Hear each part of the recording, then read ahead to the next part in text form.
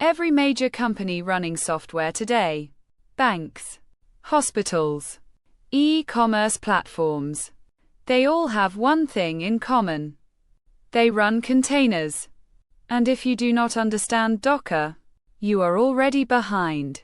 In the next 10 minutes, you will learn exactly what Docker is, why IT admins need it, and how to run your first container from scratch. No theory overload. Just the stuff that actually matters on the job. Let's get into it. Here is the problem Docker solves. Imagine you build an app on your laptop. It works perfectly. You deploy it to a server. It breaks. The classic, "it works on my machine," nightmare.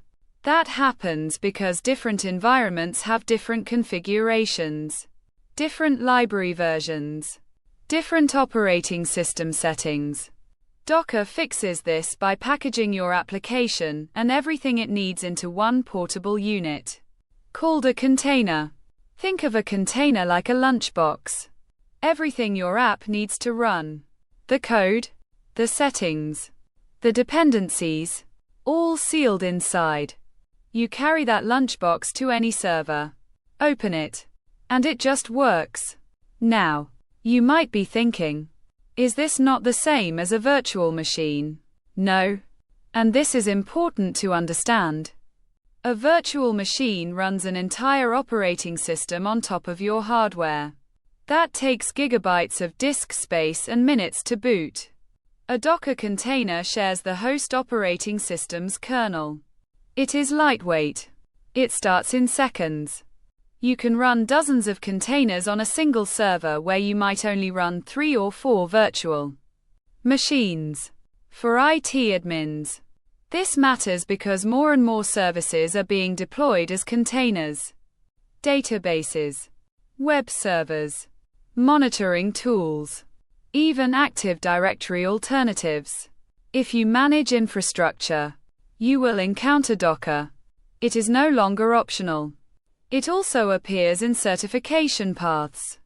CompTIA Linux Plus and Cloud Plus both touch on containerization concepts. Understanding Docker gives you an edge in the exam room and in job interviews.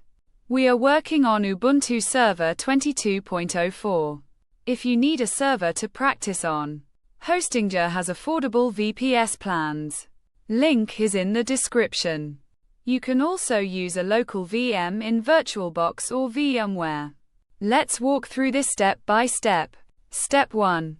Update your system. Always start with a system update. Type --sudo apt update and sudo apt upgrade y --. This makes sure your package lists are fresh and your system is not going to throw dependency errors halfway through the install. Step 2. Install Docker. The cleanest way to install Docker on Ubuntu is using the official convenience script. Type --curl fsslhttps get.docker.com get-docker.sh sudo she get-docker.sh --. This